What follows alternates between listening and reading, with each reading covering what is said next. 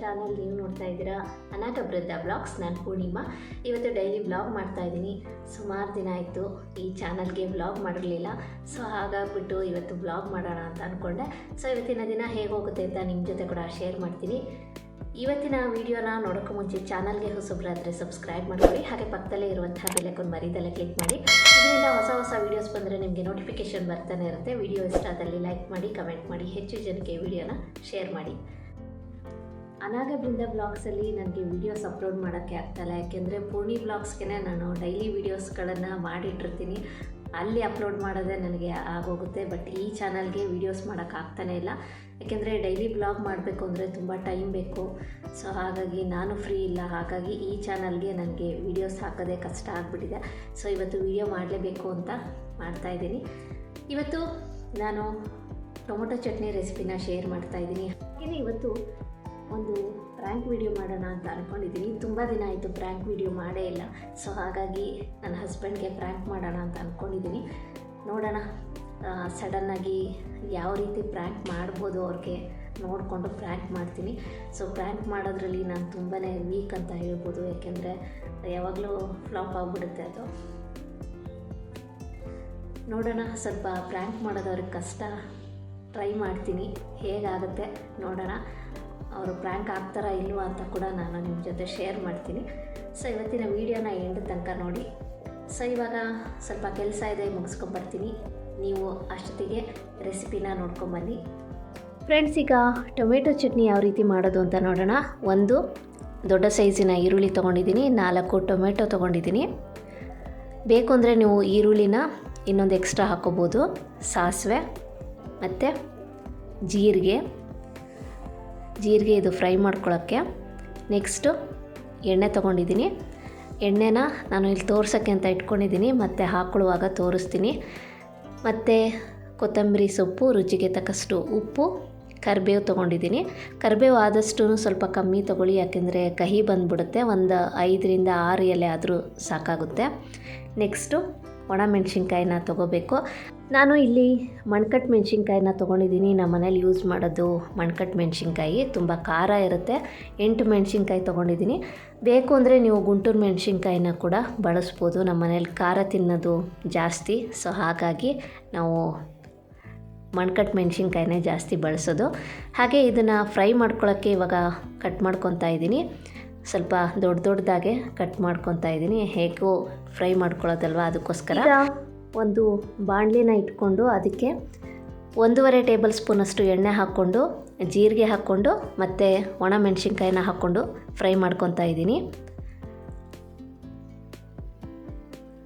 ಇದು ಸ್ವಲ್ಪ ಫ್ರೈ ಆದರೆ ಸಾಕು. ಇದನ್ನು ಒಂದು ಬೌಲ್ಗೆ ಎತ್ತಿಟ್ಕೊಂಡ್ಬಿಡೋಣ. ನೆಕ್ಸ್ಟು ಇದಕ್ಕೇ ಈರುಳ್ಳಿ ಮತ್ತು ಟೊಮೆಟೊನ ಹಾಕ್ಕೊಂಡು ಫ್ರೈ ಮಾಡ್ಕೋಬೇಕು. ತುಂಬ ಈಸಿಯಾಗಿ ಮಾಡುವಂತಹ ಒಂದು ಚಟ್ನಿ ಇದು. ತೆಂಗಿನಕಾಯಿ ಇಲ್ಲ ಅಂದರೆ ನೀವು ಮನೆಯಲ್ಲಿರುವಂತಹ ಇಂಗ್ರೀಡಿಯೆಂಟ್ಸ್ನ ಬಳಸ್ಕೊಂಡು ಈ ರೀತಿ ಚಟ್ನಿ ಮಾಡ್ಕೋಬೋದು. ತುಂಬ ಈಸಿ ಕೂಡ, ತುಂಬ ಟೇಸ್ಟಿಯಾಗಿ ಕೂಡ ಇರುತ್ತೆ. ಒಂದು ಸಲ ತಪ್ಪದೇ ಟ್ರೈ ಮಾಡಿ. ಈಗ ಈರುಳ್ಳಿ ಮತ್ತು ಟೊಮೆಟೊನ ಫ್ರೈ ಮಾಡ್ಕೊತಾ ಇದ್ದೀನಿ. ಬೇಕು ಅಂದರೆ ಸ್ವಲ್ಪ ಉಪ್ಪನ್ನು ಕೂಡ ಹಾಕ್ಕೊಂಡು ಫ್ರೈ ಮಾಡ್ಕೋಬೋದು. ನೋಡಿ, ಇದೆಲ್ಲ ಫ್ರೈ ಮಾಡಿಕೊಂಡು ರೆಡಿ ಮಾಡಿ ಇಟ್ಕೊಂಡಿದ್ದೀನಿ. ಇದು ಸ್ವಲ್ಪ ಆರಿದ ಮೇಲೆ ಮಿಕ್ಸಿ ಜಾರ್ಗೆ ಹಾಕ್ಕೊಂಡು ಇದನ್ನು ನಾವು ರುಬ್ಕೋಬೇಕಾಗುತ್ತೆ. ನೆಕ್ಸ್ಟು ಮತ್ತೆ ಬಾಣಲಿ ಇಟ್ಕೊಂಡು ಎಣ್ಣೆ ಹಾಕಿ ಬಿಸಿ ಮಾಡ್ಕೊಂಡಿದ್ದೀನಿ. ಇದಕ್ಕೆ ಇವಾಗ ಸಾಸಿವೆ ಹಾಕ್ಕೊತಾ ಇದ್ದೀನಿ, ಇದು ಒಗ್ಗರಣೆಗೆ. ನೆಕ್ಸ್ಟು ಕರಿಬೇವನ್ನ ಹಾಕ್ಕೊಂಡಿದ್ದೀನಿ. ಒಗ್ಗರಣೆ ಎಲ್ಲ ಹಾಕ್ಕೊಂಡಾದ್ಮೇಲೆ ನಾವು ರುಬ್ಬಿಟ್ಕೊಂಡಿರ್ತೀವಲ್ಲ, ಅದನ್ನು ಒಗ್ಗರಣೆ ಜೊತೆ ಮಿಕ್ಸ್ ಮಾಡ್ಕೋಬೇಕು. ಫ್ರೆಂಡ್ಸ್, ನಾನು ಮಿಕ್ಸಿ ಜಾರ್ಗೆ ಈರುಳ್ಳಿ, ಟೊಮೆಟೊ ಮತ್ತು ಒಣಮೆಣಸಿನ್ಕಾಯಿ, ಜೀರಿಗೆ, ಉಪ್ಪು ಎಲ್ಲನೂ ಹಾಕ್ಕೊಂಡು ನಾನು ಗ್ರೈಂಡ್ ಮಾಡ್ಕೊಂಡಿದ್ದು. ಸೊ ಆ ಒಂದು ವಿಡಿಯೋ ಕ್ಲಿಪ್ ಮಿಸ್ ಆಗಿದೆ. ಸೊ ಹಾಗಾಗಿ ಹಾಗೆ ಹೇಳ್ತಾ ಇದ್ದೀನಿ. ಉಪ್ಪನ್ನು ಕೂಡ ಆಲ್ರೆಡಿ ನಾನು ಹಾಕ್ಕೊಂಡು ಮಿಕ್ಸ್ ಮಾಡ್ಕೊಂಡಿರುವಂಥದ್ದು. ನಿಮಗಿನ್ನೂ ಹುಳಿ ಬೇಕು ಅಂತ ಅನಿಸಿದ್ರೆ ನೀವು ಹುಣಸೆ ಹಣ್ಣನ್ನು ಬೇಕಾದರೆ ರುಬ್ಕೊಳ್ಳುವಾಗ ಹಾಕೋಬೋದು. ಅದು ಕೂಡ ಟೇಸ್ಟ್ ತುಂಬಾ ಚೆನ್ನಾಗಿರುತ್ತೆ. ಫೈನಲಿ ಟೊಮೆಟೊ ಚಟ್ನಿ ರೆಡಿಯಾಗಿದೆ. ನೀವು ಒಂದ್ಸಲ ಖಂಡಿತ ಟ್ರೈ ಮಾಡಿ ನೋಡಿ. ನೋಡ್ತಾ ಇದ್ರೇ ಬಾಯಲ್ಲಿ ನೀರು ಬರುತ್ತೆ, ಅಷ್ಟು ಚೆನ್ನಾಗಿರುತ್ತೆ. ಟೇಸ್ಟು ಅಷ್ಟೇ ಸೂಪರಾಗಿರುತ್ತೆ. ಒಂದ್ಸಲ ಟ್ರೈ ಮಾಡಿ ನೋಡಿ. ಫ್ರೆಂಡ್ಸ್, ನೋಡಿದ್ರಿ ಅಲ್ವಾ ಟೊಮೊಟೊ ಚಟ್ನಿ ಯಾವ ರೀತಿ ಮಾಡ್ಬೋದು ಅಂತ. ಇವತ್ತಿನ ವಿಡಿಯೋಲಿ ನಾನು ನಿಮ್ಗೆ ಶೇರ್ ಮಾಡಿದ್ದೀನಿ. ತೆಂಗಿನಕಾಯಿ ಇಲ್ಲ ಅಂದರೆ ಯಾವ ರೀತಿ ಚಟ್ನಿ ಮಾಡ್ಬೋದು ಅಂತ ಇವತ್ತಿನ ವಿಡಿಯೋಲಿ ನಾನು ನಿಮಗೆ ರೆಸಿಪಿ ಶೇರ್ ಮಾಡಿದ್ದೀನಿ. ನಿಮಗೂ ಖಂಡಿತ ಇಷ್ಟ ಆಗುತ್ತೆ, ಒಂದ್ಸಲ ಟ್ರೈ ಮಾಡಿ. ಇದು ಚಪಾತಿ ಅಥವಾ ರೊಟ್ಟಿ, ದೋಸೆಗೂ ಚೆನ್ನಾಗಿರುತ್ತೆ, ಬಿಸಿ ಅನ್ನಕ್ಕೂ ಕೂಡ ಚೆನ್ನಾಗಿರುತ್ತೆ. ಒಂದ್ಸಲ ಟ್ರೈ ಮಾಡಿ ನೋಡಿ, ನಿಮಗೂ ಖಂಡಿತ ಇಷ್ಟ ಆಗುತ್ತೆ. ಫ್ರೆಂಡ್ಸ್, ಈಗ ಟೈಮ್ ಆಗಿದೆ 5:10. ಸೊ ಇವಾಗ ನನ್ನ ಹಸ್ಬೆಂಡ್ ಇನ್ನೊಂದು 5 ನಿಮಿಷಕ್ಕೆ ಅವರು ವಾಕ್ ಹೋಗ್ತಾರೆ.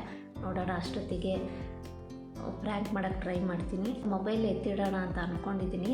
ಮೊಬೈಲ್ ಎತ್ತಿಟ್ಬಿಟ್ಟು ಪ್ರ್ಯಾಂಕ್ ಮಾಡೋಣ ಅಂತ, ನೋಡೋಣ ಹೇಗಾಗುತ್ತೆ ಅಂತ.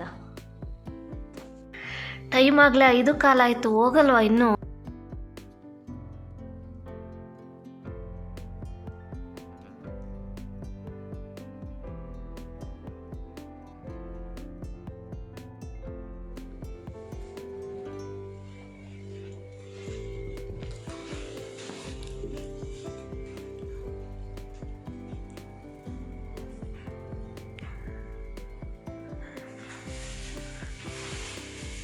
ಏನು ಹುಡುಕ್ತಾ ಇದ್ದೀರಾ?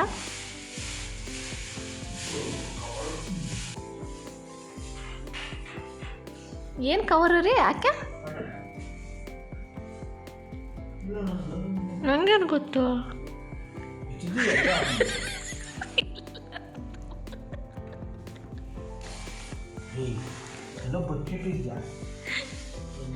ನಾನ್ಯಾಕ್ರಿ ಬಚ್ಚಿಡ್ಲಿ?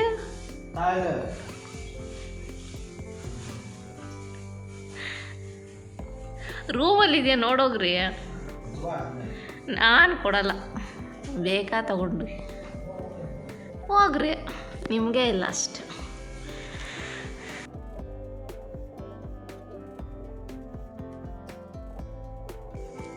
ಬೇಡದಿದ್ರೆ ಹಂಗೆ ಹೋಗಿ, ನನಗೆ ನಿಮಗೆ ಲಾಸ್.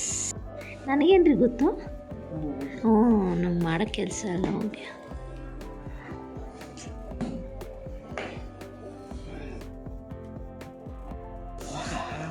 ಏನು ಹೋಗೋದು?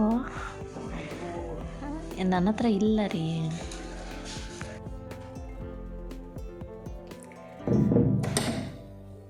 ಫ್ರೆಂಡ್ಸ್, ನೋಡಿದ್ರಿ ಅಲ್ವ, ಪ್ರ್ಯಾಂಕ್ ಮಾಡೋಣ ಅಂತ ಹೋದೆ, ಆದರೆ ಆಗಲೇ ಇಲ್ಲ. ನಾನು ಯಾವಾಗಲೂ ನಗ್ಬಿಡ್ತೀನಿ, ನಂಗೆ ನಗುನೇ ತಡೆಯೋಕ್ಕಾಗಲ್ಲ. ಸೊ ಹಾಗಾಗಿ ಅವ್ರಿಗೆ ಡೌಟ್ ಬಂದುಬಿಡುತ್ತೆ ನಾನೇ ಮೊಬೈಲ್ ಎತ್ತಿಟ್ಟಿದ್ದೀನಿ ಅಂತ. ಸೊ ಹಂಗಾಗಿ ಅವ್ರಿಗೆ ಗೊತ್ತಾಗೋಯ್ತು. ಏನೂ ಮಾಡೋಕ್ಕಾಗಲ್ಲ, ಇರಲಿ. ನೆಕ್ಸ್ಟ್ ಟೈಮು ಮತ್ತೆ ಟ್ರೈ ಮಾಡ್ತೀನಿ ಪ್ರ್ಯಾಂಕ್ ಮಾಡೋಕ್ಕೆ. ನೋಡೋಣ, ಆವಾಗ ಫುಲ್ ಪ್ಲ್ಯಾನ್ ಮಾಡಿಕೊಂಡು ಪ್ರ್ಯಾಂಕ್ ಮಾಡಬೇಕು ಅಂದರೆ ಚೆನ್ನಾಗಿರುತ್ತೆ. ಸೊ ಇವತ್ತಿನ ವಿಡಿಯೋ ಕೂಡ ನಿಮಗೆ ಇಷ್ಟ ಆಗಿದೆ ಅಂತ ಅಂದ್ಕೊತೀನಿ. ಇವತ್ತಿನ ಬ್ಲಾಗು ನಿಮ್ಗೆ ಇಷ್ಟ ಆಗಿದ್ದರೆ ಲೈಕ್ ಮಾಡಿ, ಕಮೆಂಟ್ ಮಾಡಿ, ಹೆಚ್ಚು ಜನಕ್ಕೆ ಈ ವಿಡಿಯೋನ ಶೇರ್ ಮಾಡಿ. Thank you for watching.